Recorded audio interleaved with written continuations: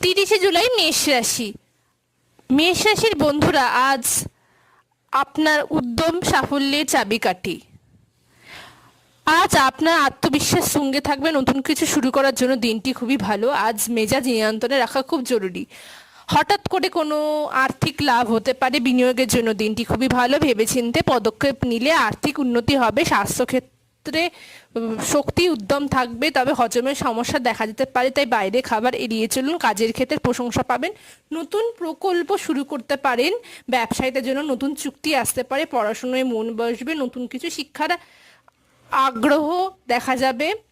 আপনারা প্রেমের ক্ষেত্রে একটু সাবধানে চলুন, ভুল বোঝাবুঝি হতে পারে।